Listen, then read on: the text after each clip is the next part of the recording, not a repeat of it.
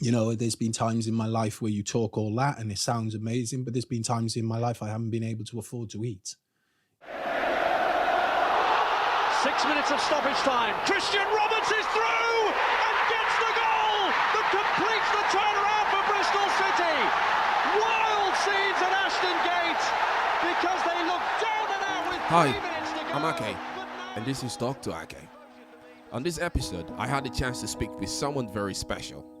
My friend, my boss, ex-Welsh international footballer and anti-racism champion.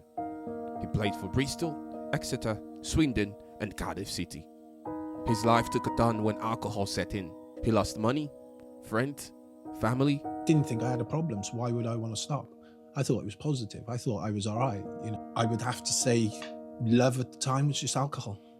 Alcohol was controlling me. It just... I didn't know how. I didn't have the foundations in place to look after what I had. I used to cause arguments with my wife at the time, and then I would disappear for a couple of days, and I went out on the Saturday night, I went out on a Sunday night. On the Monday I didn't go to training. My father was sat in my living room and he just looked at me like disgust. And my father was my life. My life is my life because it's the way it's been, you know? And I can either sit on the bitter boat and think about and have the whole poor me's, or I can do what I do and wake up every day and just try to do things different. Yeah.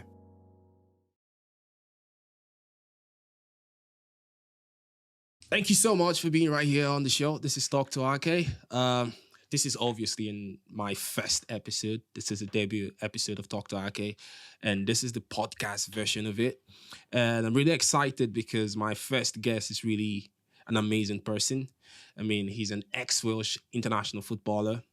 He played for Cardiff City, Swindon, Exeter, Bristol, with over 100 career goals. That's my go-to, like it or not.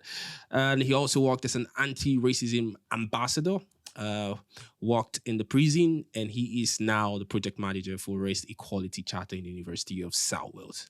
Ladies and gentlemen, Christian Roberts. Now, this is the part where you all have to clap. Come on. Come on. Thank you so much for being on the show. I mean, it's a pleasure. I always tell people back home and people that I know, like, I've met this person. He's really special. He's a great guy. And I mean, what a pleasure to have you on my first episode. Thank you so much for being right here. And you know what? I like to do things for the first time. Oh, so, nice. Yeah, so it's a pleasure. You know, welcome was fantastic and I really appreciate what you were saying. But do you know what? It's like, we met, it's over a year. It's like a year ago now. Yeah. And I remember when we first met, genuinely, like, you know, obviously being Nigerian and having like that connection with Nigeria, not even though it's a tight connection, but there's a connection. I remember speaking to you and we talked a year ago about doing a podcast. Yeah. And it's taken 12 months, man. No, what's meant to be will be, you know? Exactly. So, no, it's a pleasure to be here. I'm so pleasure glad to be the first and many, many more for you. Of course. I mean, of course.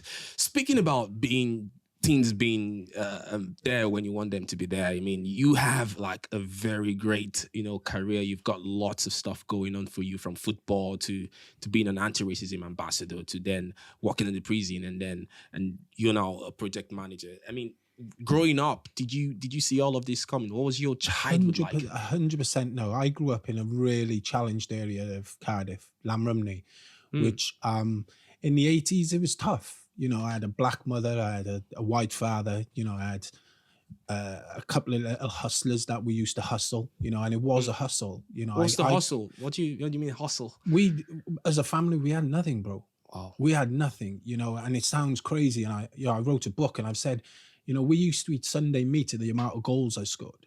So we get meat off butchers if I scored X amount of goals. And, you know, with my parents, you know, my mum was the traditional housewife. You know, my father just was a labourer. Used to earn a couple of shillings, couple of quid. But we were tight. You know, I wore hand-me-down clothes. You know, you know, if we needed something, there was like a waiting period. You didn't just get when asked. You're standing in a queue for it. Bro, it was even worse now. It was like I'd have to pre-order new trainers off my dad 2 months, 3 months in advance. Wow. You know, so yeah, it was difficult, but there was one thing I found, bro, and that was a football. Yeah. That was it, you know. And I say to my kids even nowadays, like, I used to sleep with my football boots. Wow. Like literally, my boots were just as new at the end of a season than they were at the start, because I had to appreciate and I had to look after. You know, we didn't have a lot, but what we did have, which is crazy, and I always talk about this because my best friend was a traditional mum, dad, brother, sister, dog, car on the drive, but I was one of 7. So what we didn't have in like materialistic things, we had in love. Like my mum, African woman, you know, she was Very just important. very important pillar of the community, you know, always there to help. And I think that's where I get my side of the way that I live now, through my mother. My mother was a community woman. The community would not be under harm without her. You know, she would look after people. She'd fill in housing forms. She'd take people doctors. She'd go hospitals with people, you know. But that then was a suffer to us as kids because my mum wasn't there as much, you know. So it was difficult, but we all nipped in and we all done what we had to do. And that was hustle. we with all of these difficulties going on, you know, trying to get started in life, you know, as a kid, what was your dream at that point when you knew you had nothing, you couldn't, you know? I promise you, I picked the ball up at under 10s and I knew, arrogance, call it arrogance, I knew I was going to be a footballer. Wow. I knew it. And I made my debut then at 17. So I picked it up at 10. Okay. So I made my debut at 17 as a footballer, professional. But my professional debut was at 17. 7 years from picking up a football to playing first team football. That's a grind. That was a a very important moment in your life, was it? 100%, bro. 100. It was like, because nothing else mattered. When I played football, football was it, you know? And I always say in my day, I didn't have the luxury of having 2 or 3 options. I made one decision and I went for it. Great. You know, I couldn't think about studying, school, you know, I had the odd girlfriend now and then, but it was just football. Football. Amazing. And trust me, it came to pay because in 2004, you bagged a big money transfer move. I was going through it the other day and I'm like, £50,000. You know what? Fernando Torres actually got signed for that same amount. We have a link. Come on. And I'm like, that's a lot of money. Did that like make any change in your life and career, knowing that you were being signed for 50,000? Do you know, more than the money signature? So what happened? I played for Cardiff City at 17. And then the Cardiff at the time were a challenge club. You know, we didn't have a lot. We played in the lower leagues. You know, we didn't have a lot of money. It was a hustle again.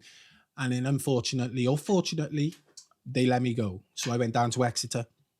And I went down to Exeter and I signed a 2-year contract. And I said to the guy, the gaffer, you call it arrogant, or in football is arrogance and confidence and arrogance, you know? Yeah. Self-confidence breeds a little bit of arrogance in football, but you had to have it to survive. And I told him, I signed that 2-year deal at Exeter, which was even lower than Cardiff. Yeah. I said, I won't be signing another deal. You got me for 2 years. The audacity. You got me for 2 years. And 18 months, I was sold to Bristol City. Because I had belief. I had, you know, I knew I would never get the respect of Cardiff that I deserved. One, because you're a home-born kid playing for your hometown. You know, they bring players in, and it was a grind. But when I went down to Exeter, and I knew I could play football. Yeah. You know, I knew it. So I said to him, I signed the 2 years and I said, that's it. I won't sign another deal. And towards the end of my time at Exeter, they were offering me a new deal a week. And I was like, I ain't signing. You ain't signing. I'm going. I'm going back up. Was it not big enough? The money wasn't big enough or what? And not so much the money, but I knew I could play. Yeah. I knew I had some Higher form of ability. So I thought, why am I I don't want to commit. You know, I want to test. And then I found myself, you know, well, Bristol City, a few clubs come in and, you know, I chose to sign for Bristol City and some say it was a good move. Some say it was a bad move, you know, because I had, at this time, my illness come out which I was an alcoholic, a recovering alcoholic. I've been sober like 17 years, but that was the breed. That was when my illness started to breed towards the ends of Exeter, started Bristol City. I'm going to ask you this now, because from where I come from, right? when young lads and young people try to become so big in terms of, nurturing their talent, in terms of football, music, whatnot, we always have this mindset of, okay, I'm gonna make it someday. And then when I finally make it, when I start having the fast cars, the big life, the girls, the money, I mean, I'm gonna have that. And then what next? For you, right? You got signed in 2004 for £50,000. I mean, huge contract. I mean, at that point, you had everything you wanted in terms of comfort. How did you handle that coming from a very poor background, just like you said earlier? I couldn't handle it. Really? No, I couldn't handle it. How hard is it? When I say I couldn't handle it, I'm a generous person and I give more than I take. Bottom line. And I gave out everything. Wow. Because I always used to say I come from nothing. I'll go back to nothing. It doesn't bother me. There's been times in my life where you talk all that and it sounds amazing, but there's been times in my life I haven't been able to afford to eat, because I didn't have the foundations in place to look after what I had. Which were? What were the foundations? Parents who understood what money does, people to look after you, people to help support the positive way. You had no one to do that. I didn't. So let me guess, you were just this young lad with so much money and you could do anything you wanted with the money. Money was no object. What did you buy? Cars. And my other, I would have to say, love at the time was just alcohol. Alcohol was controlling me. I'll talk about alcohol for a while because I read the book Life is a Game of Inches, which you wrote. Was actually your biography. And when I was going through that book, I'm like, this is definitely not the person I know. It's a different shade of Christian Roberts. In the book, you spoke about alcohol, fast life, gambling, women, you having fights with coaches and players. And I'm like, I've never seen him like that. What changed? When did you realize that you had to, come out of all of those things? I don't even like to say I changed. I suppose that the only thing that has steered me away is just as you get older, something, I look back on how I was, what I did, things I used to do, people I used to speak to, and like turning up drunk for a football game. Yeah, I remember that. Yeah. Can you talk us through the story? So we were playing on the Saturday and I remember, to my knowledge, we had a game and then I used to cause arguments with my wife at the time, or my partner at the time.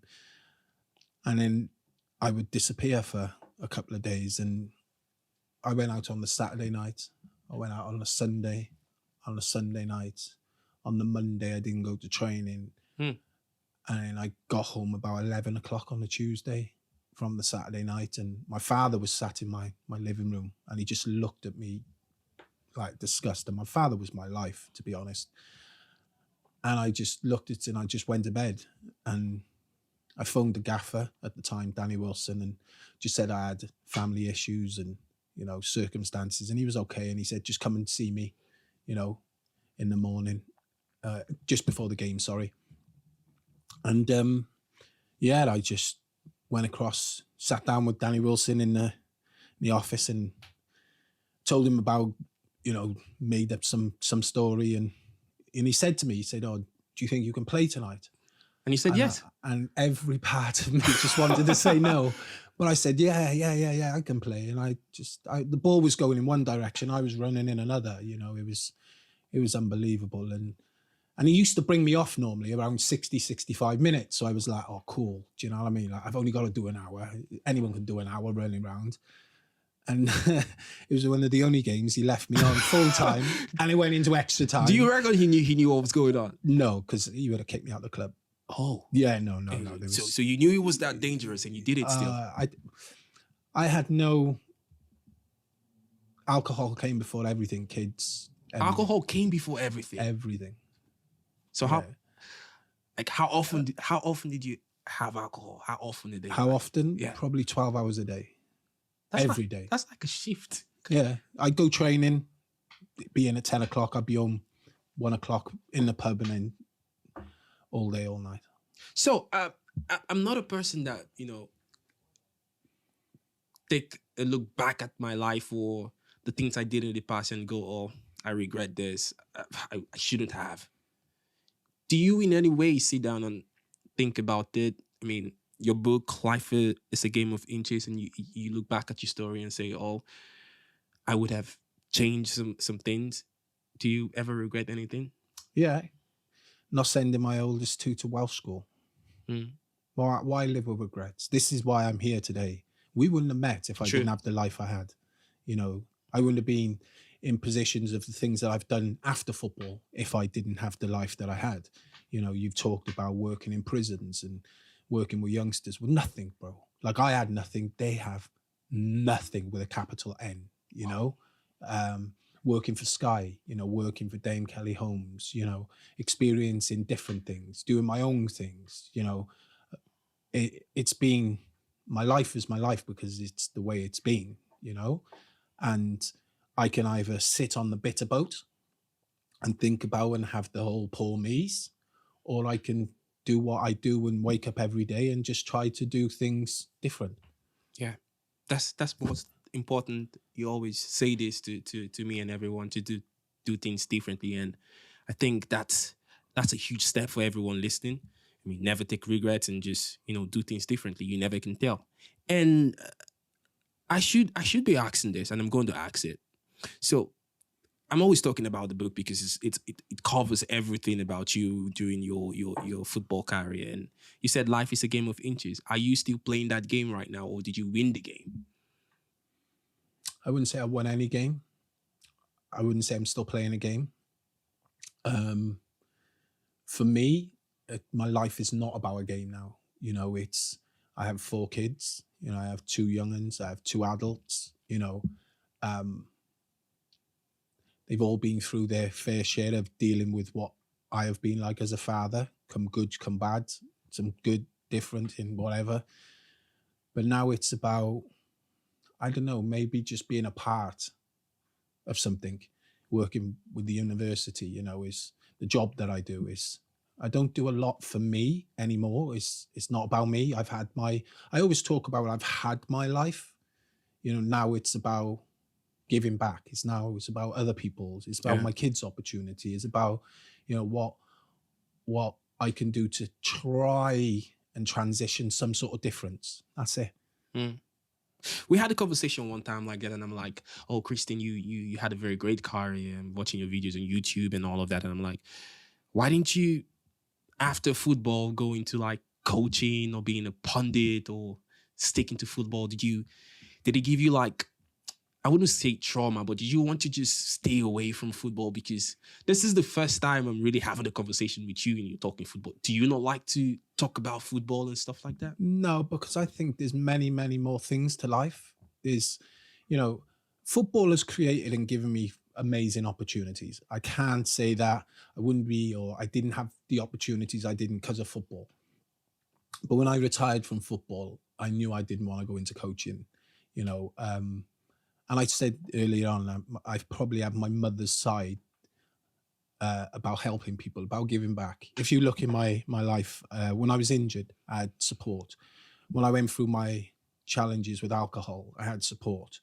I always had support. I always had someone there to help me, And when I retired, I thought, well, maybe I can do that. I didn't know how. We haven't talked about, I've done substance misuse. So I work with addicts. So for me, when I wrote my book, I promise you, and it might sound arrogant, I didn't write my book for me. I wrote my book and I thought, if that helps one person, Exactly, I've done my job. It's not about helping millions, and, because if you aim high and you don't succeed, you fail, right? Yeah. But if you aim low and overachieve, so my book was to help one person. Can I say help one person? I know for a fact it has. For a fact. Yeah. So for me, it was the concept of, okay, Christian's had his, had an awful decade as well after that, understanding who I was and what I was and how I lived my life. but it was about, and the job that I do now, you know, I Nice. do a job now, but really I shouldn't have the job because we talk about race equity, right? Yeah. So if there was race equity, I wouldn't have a job right now. So I do a job that actually to get myself out of a job. Mm. Like, how weird is that? Do you know what I mean? I know. But again, it's about taking the opportunities, learning, developing. Amazing. You decided to go into the anti-racism world.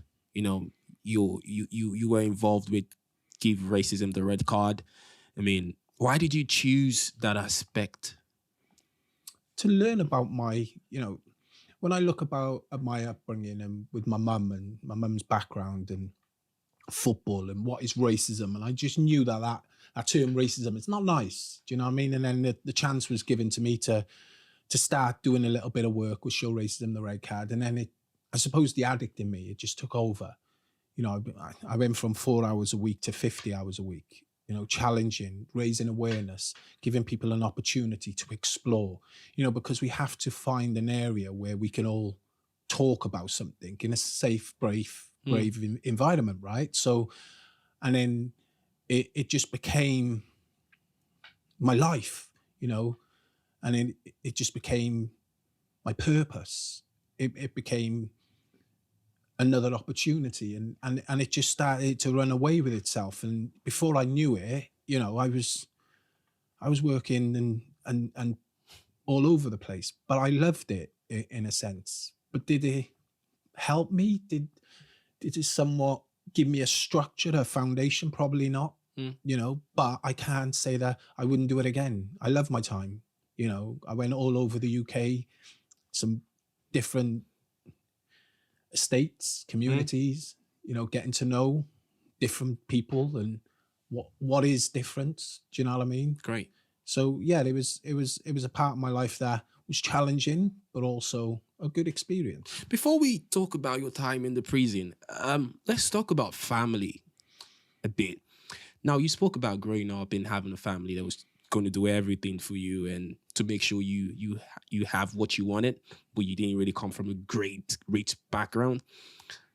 Having the career you had and the fame, you were playing in front of thousands of people, you know, and you also had to take care of family. I'm talking about wives and kid.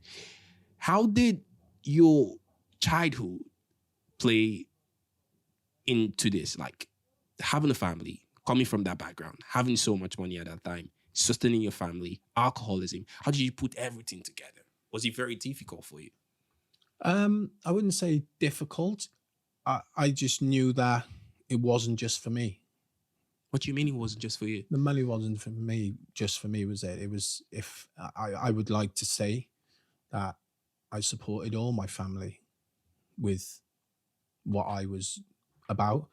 You know, I'd like to say that if I did do anything of any sort of positive, is that my family said that I was there for them, you know, and the balance of alcohol and overspending, and I don't know, it's just, it was almost like you open the floodgates. I get it. It was there for everyone. It wasn't just for me. Yeah, and the support from the alcohol addiction and I mean, if you had a partner, then you would also always go into fight with it. How did you keep your mind stable when you go I play can't football? say it was ever stable. The only place I was safe was on a training pitch or a match. That was because then you don't think about anything else. Yeah. You play in the moment. You know, you don't know what's going to happen in that game. So, you know, off the pitch, I was just carnage.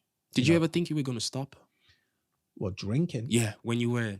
No, I didn't think I had a problem. So why would I want to stop? I thought it was positive. I thought I was all right, you know. But you talk about having so much at an early age. It was like, you got to understand, I come from nothing. Yeah.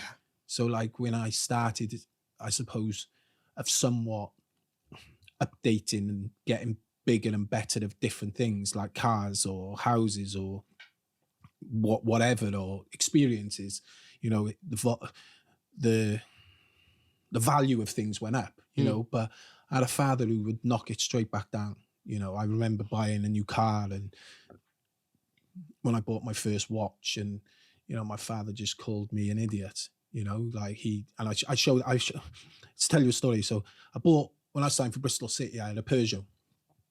So I went to the Mercedes dealership and I was like, I need a car, innit? We're playing at a different level now. So I went and bought a CLK, and I remember I had all my phone kits set up and stuff. And I was ringing my dad, and because I got my dad a mobile at the time, and I was like, Dad, come out your house in like 2 minutes. I got something to show you. And so I've turned the corner of our street, and I'm driving up this big, beefy sort of Mercedes, and pulled up outside, and I had dark windows, tinted, big wheels. Come on.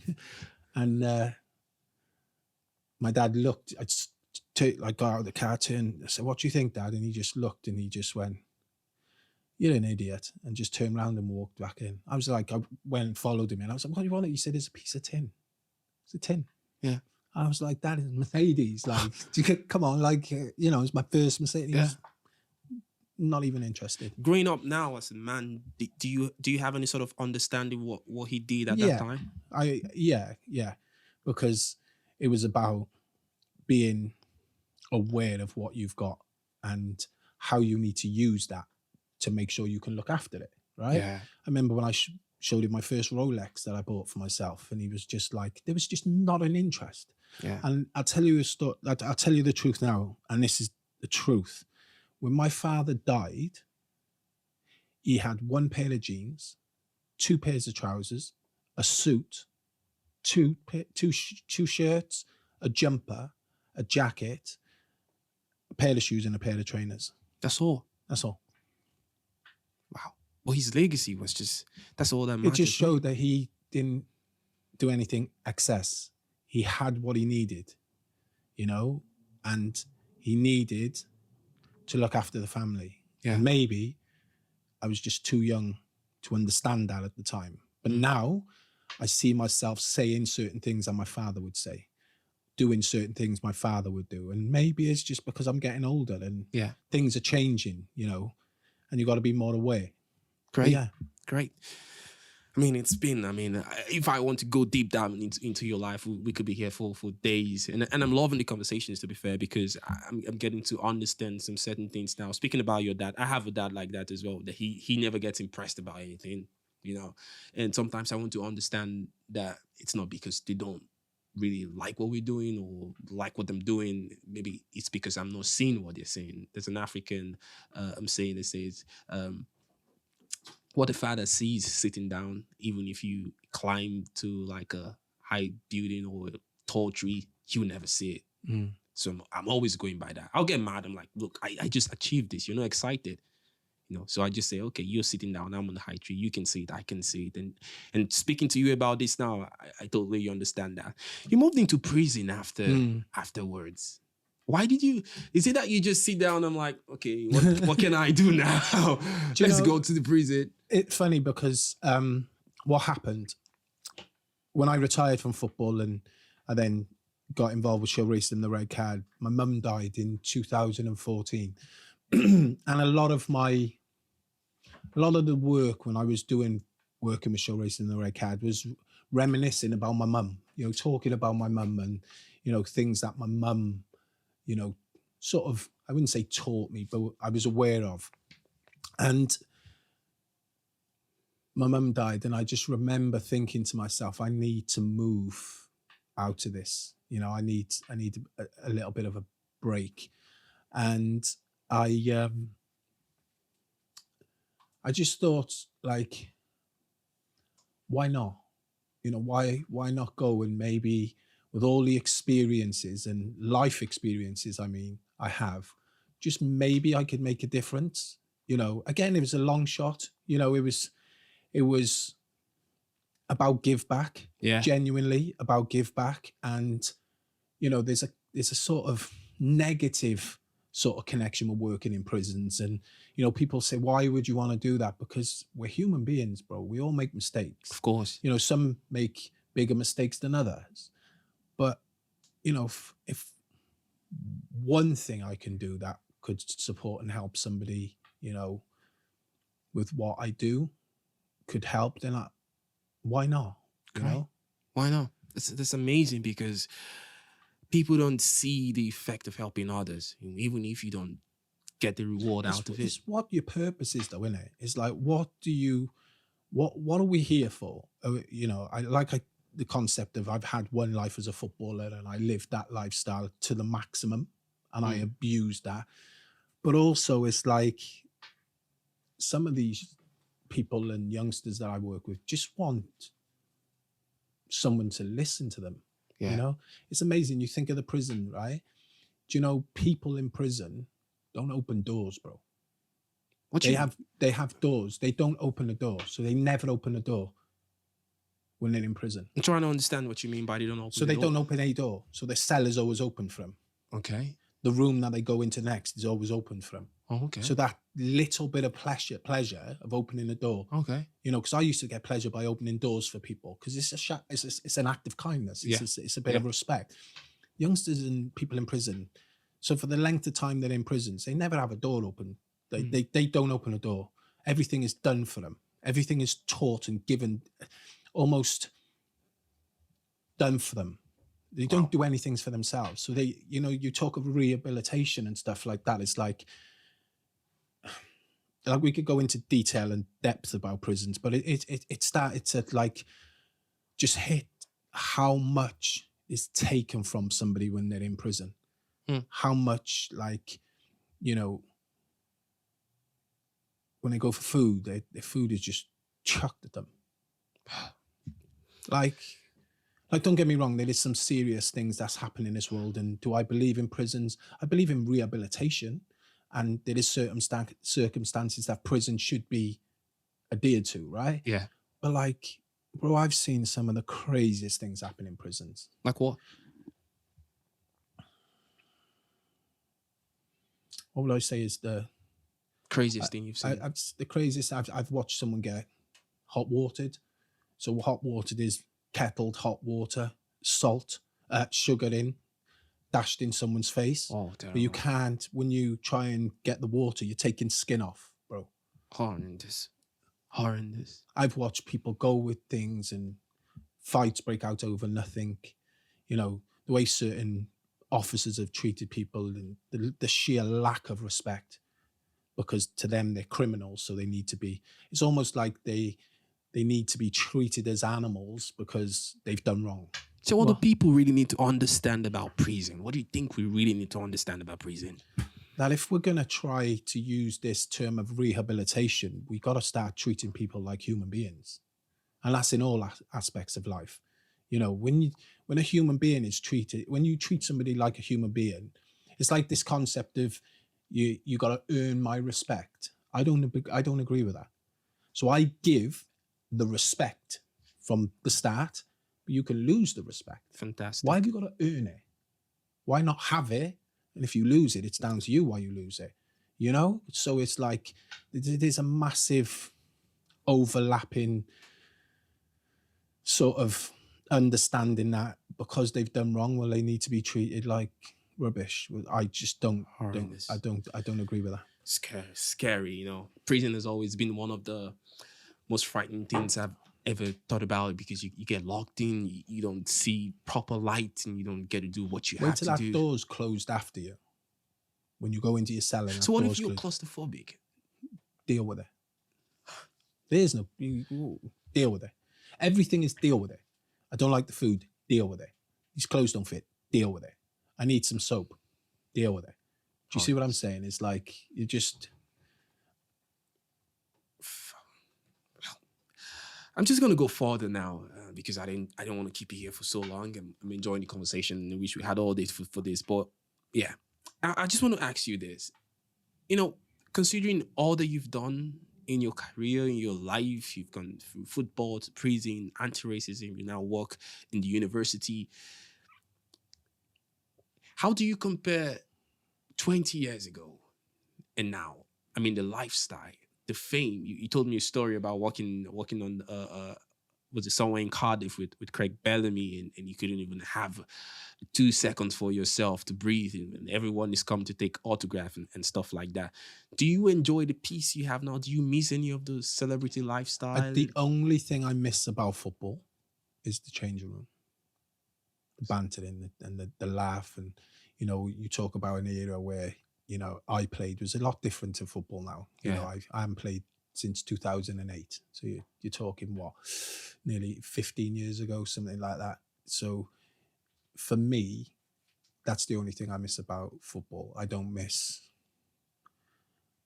games. I don't miss traveling. I don't miss anything about football. I don't watch a lot of football now. I don't watch much football. You know, I've got two kids who are big rugby players. You know, I have a 20-year-old who's doing well. I have a 11-year-old who's doing really well in rugby. And rugby, I'm a rugby father. You know, 20 years ago, would I swap my life now for 20 years ago? 100% not.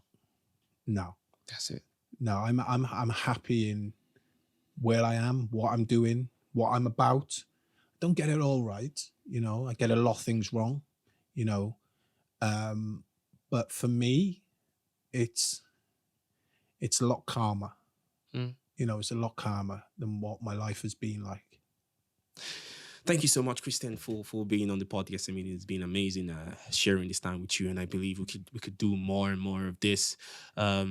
I don't know. I mean, it's just this is the first episode, and it's you, and I'm really really pleased to have you. And I just want to say a very big thank you from myself, from Talk To Ake crew, and it's been a pleasure. And hopefully we get you back pretty soon. Ladies and gentlemen, that's our time right here on Talk To Ake. Make sure you subscribe to our page. We're on YouTube. We're on everywhere on social media. You could get the podcast on Spotify, Apple Podcasts, wherever you want to stream from. Thank you so much for being right here. Once again, thank you so much, Christian Roberts. Take it easy. That's our time. Thank you. Cheers. Thanks a lot, boss.